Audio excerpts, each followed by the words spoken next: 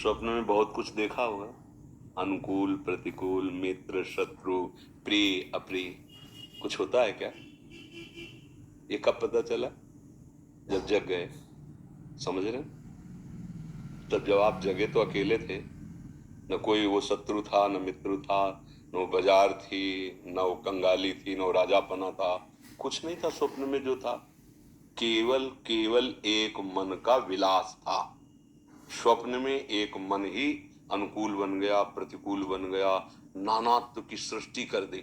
एक बार महाराज जनक जी शैया पर शयन किए हुए थे तो स्वप्न आया कि उनका राज्य छिन गया और वो बहुत निर्धन हो गए, भूख से व्याकुल हैं। भिक्षा की तो कुछ चावल और दाल मिली, तो एक मिट्टी के पात्र में आग एकत्रित करके वो चावल और दाल पका रहे थे। इतने में दो लड़ते हुए सांड आए और वो मिट्टी का पात्र टूट गया, सारा भोजन बिखर गया। अब भूख से व्याकुल, आह, ये तो आंख खुली, देखा सम्राट का भवन, सैया और खूब अच्छे अच्छे पदार्थ पाके शयन किया था। बोले ये सत्य की वो सत्य जो अभी देख रहा हूं, ये जागृत सत्य, जो अभी जो स्वप्न में देखा वो सत्य। तो बड़े बड़े विद्वान सभा में रहते थे, आए और कहा यह सत्य की वह सत्य। अब यह वह का विस्तार से कुछ वर्णन हो तो समझ में आवे। कोई उत्तर नहीं, बस वो इतना ही पूछते थे, यह सत्य की वह सत्य। अष्टावक्र जी महाराज बालक अवस्था में बालकों के साथ खेल रहे थे। बड़ा प्रसन्न है। उनके जो पिता थे, कहोड़ ऋषि नाम था उनका, वो भी राजा जनक की सभा में अगर उत्तर नहीं दे पाए तो सब सुविधा होंगी, पर आप जा नहीं सकते जब तक उत्तर नहीं देंगे।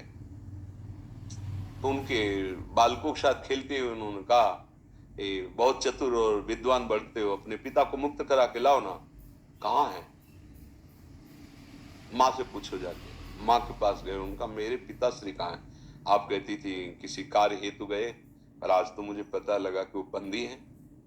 तो उनका बेटा मैं इस भय से नहीं बताती थी तुम गए और कहीं तुम भी लौट कर ना हो तो। नहीं बताइए है क्या विषय? बोले विषय तो जनक जी जानते हैं, पर वहां जो विद्वान उत्तर नहीं देता उसको सब सुविधाएं दी जाती हैं, पर वो अपने घर नहीं जा सकता उत्तर दिए बिना। ठीक है, हम जा रहे हैं। वो अष्टवक्र थे, आज जगह से टेढ़े थे, वो पिता के हिसाब से थे, गर्भ में ही थे। तो पिता वेद की ऋचा बोल रहे थे, उनमें त्रुटि हो गई, जरा त्रुटि हुई तो आवाज आई, इसको सुधार के बोलो, यहां त्रुटि हो रही। तो उन्होंने अपनी पत्नी से पूछा कौन बोल रहा था? बोले गर्भस्थ शिशु इतना वक्र है कि वहां से हमको उपदेश कर रहा है। तो प्रभु की लीला थी, उनको आवेश आया, एकदम साफ दे दिया। तो अष्टवक्र, वो 8 जगह से टेढ़े थे। 1-2 जगह से टेढ़ा हो तो आदमी चलने में, फिर 8 जगह से टेढ़ा हो। तो ब्रह्म ऋषि थे, सभा में गए तो सब लोग हंस दिए, क्योंकि 8 जगह से और नवीन अवस्था थी। तो ऐसे देखा और कहा मैं तो समझ रहा था ब्रह्म ऋषियों की सभा, ज्ञानियों की सभा है, यहाँ तो सब चमड़े और हड्डी की पहचान करने वाले केवल हैं। तो जनक जी ने कहा ब्रह्म ऋषि कुमार आप ऐसा कैसे बोल सकते हैं? तो उनका आप क्या देख करके हंसे? बोले आपके शरीर के, तो ये क्या है, क्या चमड़ा मांस और हड्डी? आप हमारे स्वरूप को जाने? हाँ, क्या प्रश्न है तेरा जनक? ऐसी बात हिम्मत से कौन कह सकता है? भाई राजा है और ज्ञानी भी है, क्या तेरा प्रश्न है? तो उनका ये सत्य कि वो सत्य। बोले ना ये सत्य ना वो सत्य। जब तू स्वप्न में था तब जागृत मिथ्या था, और जब जागृत में था तो स्वप्न मिथ्या था, जो एक क्षण में ही, एक समय में ही मिथ्या साबित हो जाता है, वो सत्य कैसे हो सकता है? तो आ ब्रह्म स्तंभ पर्यंतम सर्वम मायामयम जगत, ये जो नानात्व तो है इसी में सत्य है।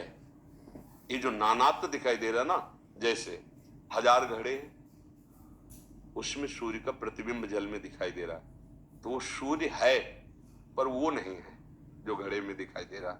घड़े के फोड़ने से सूर्य में कोई फर्क नहीं पड़े, पर सूर्य ही प्रतिबिंबित हो रहा है, दूसरा कोई नहीं है। वो सूर्य ही है पर वो नहीं है। समझ रहे? ये जगत भगवान ही है, मत्ता परतरम नान्यत किंचित अस्ति धनंजय, पर वो नहीं है। जिसे तुम मान रहे हो वो नहीं है।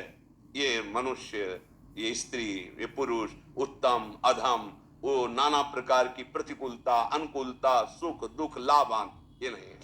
वो है एको ब्रह्म द्वितीयो नास्ति, जब ये द्वितीयो नास्ति का बात समझ में आ जाएगी तो सर्वम खलमिदम ब्रह्म ने नानास्ति किंचन, उसके सिवा कुछ है ही नहीं। जैसे स्वप्न में जो कुछ दिखाई दे रहा था मन के सिवा कुछ नहीं था, ऐसे यहाँ जो कुछ वे भगवान के सिवा कुछ नहीं है। ये जो मैं तू मोर तय तय ये सब मायाकृत बुद्धि में उपज रहा है, और जहां ये स्थूल सूक्ष्म कारण तीनों से राग हटा तो फिर आप देखेंगे केवल ब्रह्म स्वरूप आप है, और आपको जो भी दर्शन में आ रहा हो सब ब्रह्म स्वरूप है, उसके सिवा कुछ है ही नहीं। जैसे ब्रह्म मूल प्रकृति, क्रम देखिए, ब्रह्म मूल प्रकृति, त्रिगुणात्मिका प्रकृति, सतोगुण रजोगुण तमोगुण, महत्तत्व अहंकार और पूरी सृष्टि। अब फिर उल्टा आइए, जो पूरी सृष्टि वो पंच महातत्व से जो पंचभूत, अब वो फिर ऐसे लय होते और फिर वहीं पहुंच जाते ब्रह्म। नाश क्या हुआ? नाश क्या हुआ? किसी का नाश नहीं हुआ। जो जहां का जैसे तत्व था वो वापस होते चला गया अपने में, उसे हम प्रलय कह देते और फिर फैल जाता, उसे हम सृजन कह देते। तो वर्तमान में है कौन? वो ब्रह्म ही तो है ना। तो हम ब्रह्म मान कहां रहे हैं? हम तो स्त्री मान रहे हैं, पुरुष मान रहे हैं, जड़ मान रहे हैं, चैतन्य मान रहे हैं, अच्छा मान रहे हैं, बुरा मान रहे हैं, सुखद मान रहे हैं, दुखद मान रहे हैं। तो मान्यता गलत है ना, यही मान्यता गलत है।